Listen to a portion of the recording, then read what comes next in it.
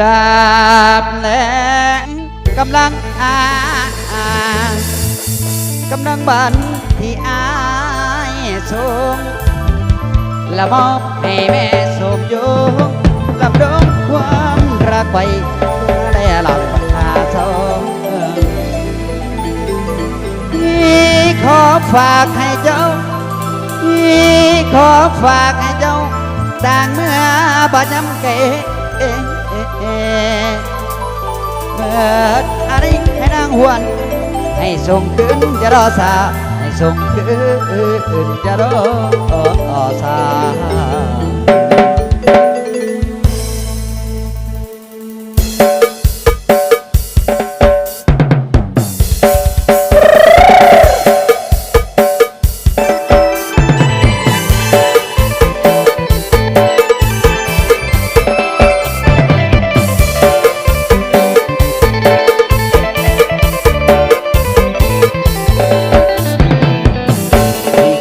วันวาเลนไทน์ต้องคุณจากใจสั่นหมอบหากใจดวงนี้ที่มันละเมอคิดถ้าเธอไม่มีวันเดิมแสดงที่มอบแหลกคุณจะเป็นไงหุ่นมานานสุดหากไปกระเสียหัวใจเบายามก็เศร้ามันคงผ่อนคลาย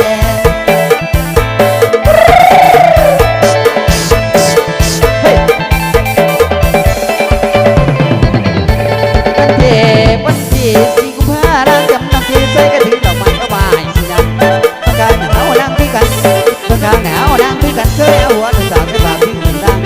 จำได้เลยก็ถึงแต่บ่สาเธอจะบอกไอ้บ้านสมอบเลยนะรักสีแรงงามบานตายลูกกินของพี่สบายลูกกินของพี่สบายเป็นกระต่ายไม้ยันก็ยอมสองมาเลยสิโดนจำบนว่าใจยังปรารถนาไม่จะทาจะหลุดลงพื้นดินชีวิตขอคอยต่อไปแม้มันจะไม่ให้ความบางแปลงเจ้าขอเจ้าจงวางวันไหนก็สั่งเจ้าจงเดินมา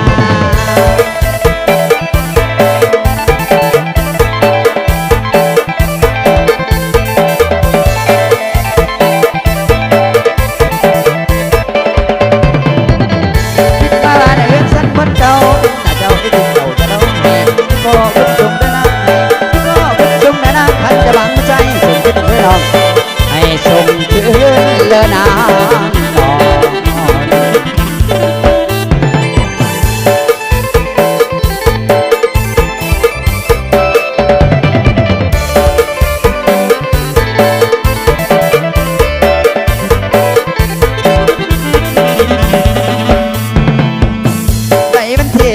วันที่4 กุมภาพันธ์จำน้องคือน้องที่ใส่คิดถึงดอกไม้ก็บายสินะทุกครั้งมันก็แนวนั่งพี่กันเคยเอาหัวหนูตาไอ้บาพี่กันจำได้เลยว่าในบ่อสาเธอจะบอกหัวใจสมอบเลยนะหลับสีแดงยามบานทายลูกกินของพี่สบายลูกกินและของพี่สบายเป็นกระต่ายไม้ยันคอยอมสองมาได้สิโดนต้องจำบนว่าใจยังปรารถนาวันนี้จะทาจะเดินลงพื้นดินชีวิตขอคอยต่อไปแม้มันจะไม่ให้สุขความบังแปลงเจ้าขอเจ้าจงวางวันไหนก็สั่งเจ้าจงเดินมา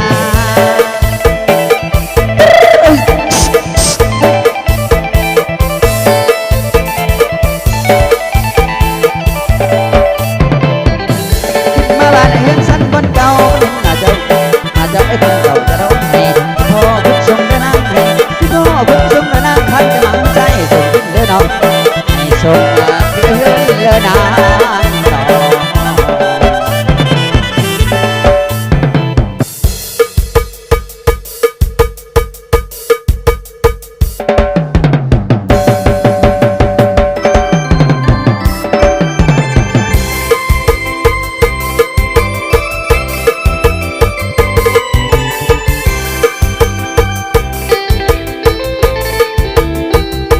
อัดเอาเพลง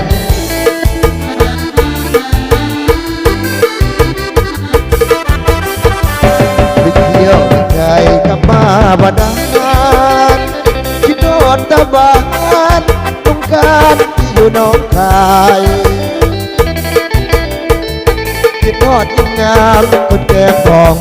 คิดอยากหักน้องจนตายคิดทอดบ่หายเสียลายที่จากนา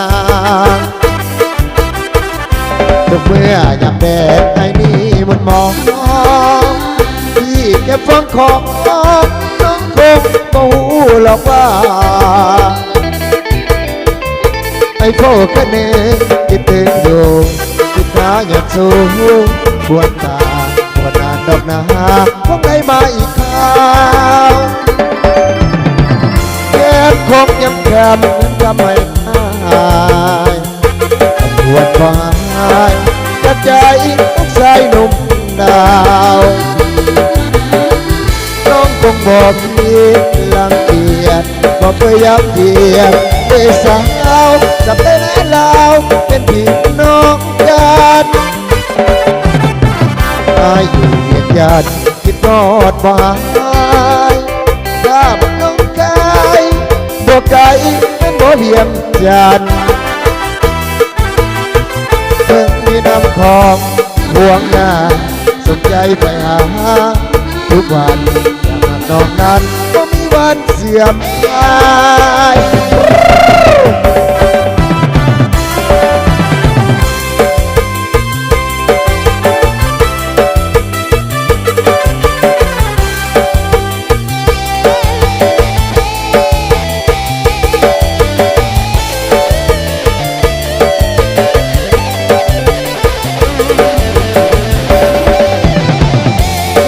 พบยับกำเหมือนทำไมอายตำรวจวายกระจายต้องใส่หนุ่มดาวน้องคงบอกคิดลังเกียจบอกเคยย้ำเกียบเล่สาวจับไปแล้วเป็นพี่น้องกัน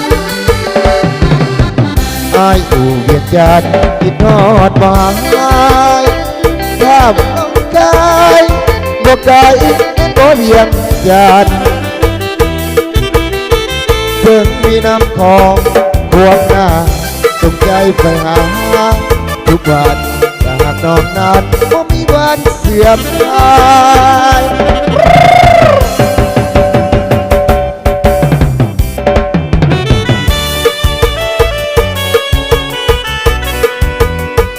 แช่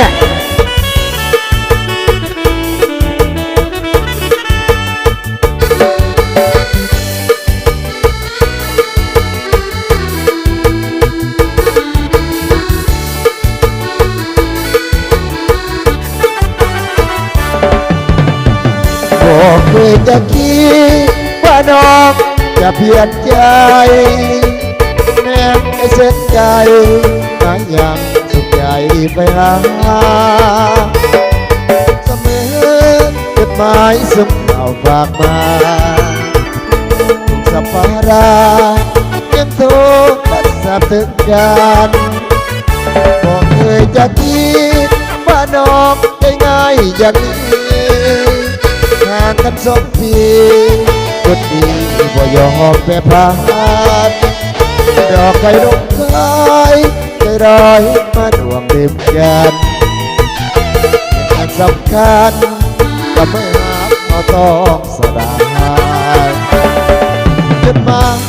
ยฉบับสุดท้ายส่งมาอ่านด้วยน้ำตาที่มันเสื่อมมีบาดแผลใจหลับตามันไปแต่ก็จนใจความจริงว่ามีบุญโปรดจงสุขีขอฝากเพลงนี้อวยพรสวัสดีรันดรขอดวงสมรสุขดศาสนาวิจิตรกลับมาเป็นยอดยิ่งคนศาสตร์นี้จำเพลินนับกันได้เพียงหนึ่งผ่าน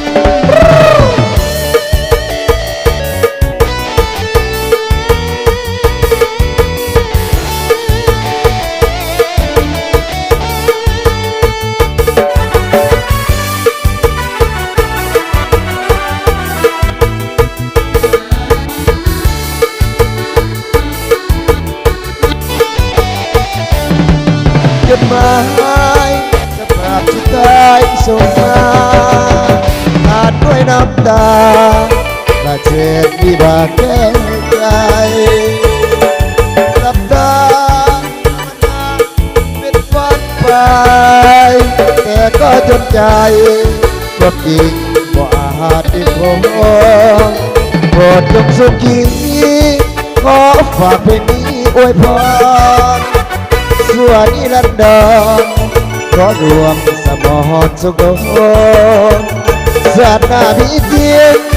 กลับมาเป็นยอดยิ่งที่โกนสามีจะโปรดหักกันได้เพียงเคย